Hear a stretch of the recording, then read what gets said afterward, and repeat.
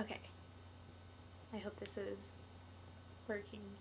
Okay, first of all, let me start out by apologizing because I'm really bad at YouTube and I'm really awkward. So sorry for the awkward lighting and the awkward angle and just me being awkward. But this video is a companion video to Kate Not Katie 87's video about Thanksgiving and eating disorders. Because we were talking this morning or earlier today. Actually, I texted her and I was like,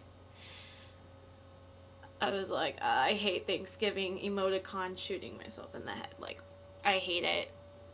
And we just started talking about it, and I was like, I wanted her to do a video, but she suggested, and I was like, yes, good idea. And since I have very strong feelings towards Thanksgiving, I thought maybe I would make one too. And we were like, let's just both do a video. So I'm doing a video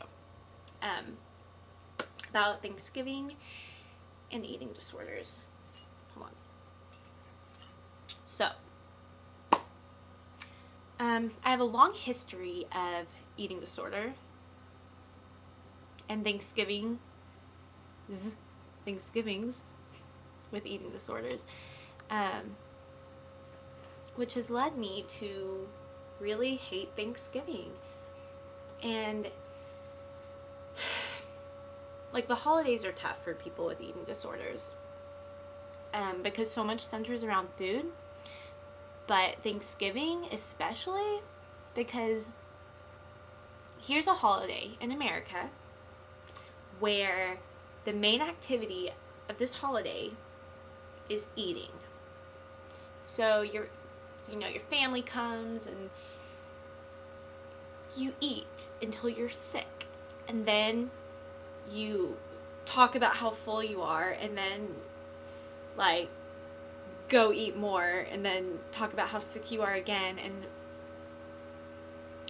to me, it just, like, what a stupid holiday. Like, the purpose of Thanksgiving was supposed to be that we all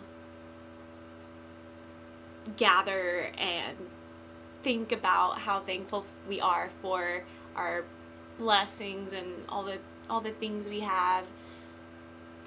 But I feel like it's just, Thanksgiving turned into a let's all eat and eat and eat and eat and eat, and then feel guilty about it, because then you've got, like,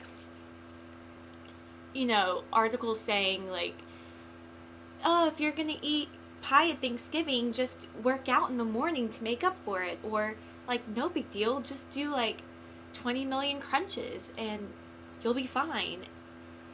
Like, no, that's not how it works. You're not supposed to have to make up for eating. That's just not how life works. And it's really hard for people with eating disorders to have to deal with all that, because you're already thinking about food a lot of the time. And Thanksgiving, it's just like this giant build-up to food, and it's just extra stress. And okay, for instance, last year, pretty sure it was last year, I was really struggling last year, and I went to church, like the college group, and it was like, I can't remember if it was right before Thanksgiving or right after Thanksgiving, but the college pastor was like, I added up all the calories that I ate on Thanksgiving, and I ate 45,000 calories. And I'm sitting there like, panic attack, like, I do not need to know this. Shut up. And then you're supposed to feel guilty about it. Like, let's make a holiday where we eat a bunch and then feel guilty about it. Why? So, like, for me, having an eating disorder and dealing with the holidays, especially Thanksgiving, this is what I have to do. I tend to go into it very negatively, and it usually usually turns out pretty terribly. But my advice to myself and to anyone else struggling is just to treat Thanksgiving like a normal day and treat the Thanksgiving meal as a normal meal. You don't have to eat everything.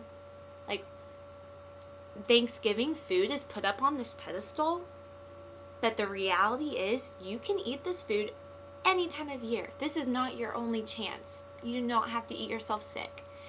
You can save some for later, have some the next day. You can have pumpkin pie in June. I never thought, like, that's like blasphemy to me. I was like, no, you can't. But really, you can. This is not magical food that only appears at Thanksgiving. So,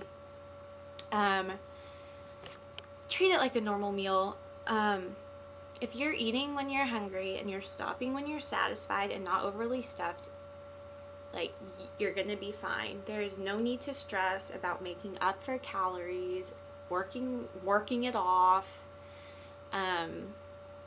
restricting to prepare for it. Like, it should not be that complicated. It's just go hang out with your family and be thankful for things, and don't stress about the food because it's not worth stressing about. It's so built up, and it's hard when you have an eating disorder because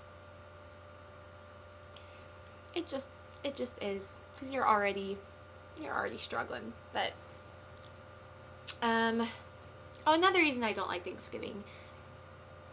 Okay, so us white folks, when we were pilgrims, the Native Americans came and helped us, and we're like, oh, here's how to plant corn and how to shoot a turkey and survive the winter, important stuff. And we're like, oh, thank you, and let's all harvest and be thankful and have this giant feast.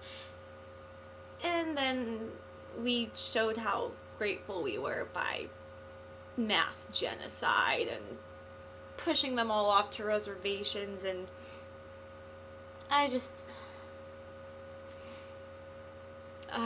that's for another day.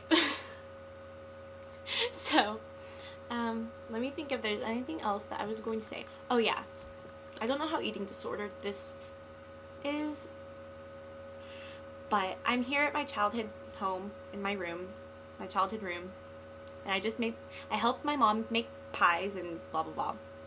But I brought home to my parents' house a bag of my food.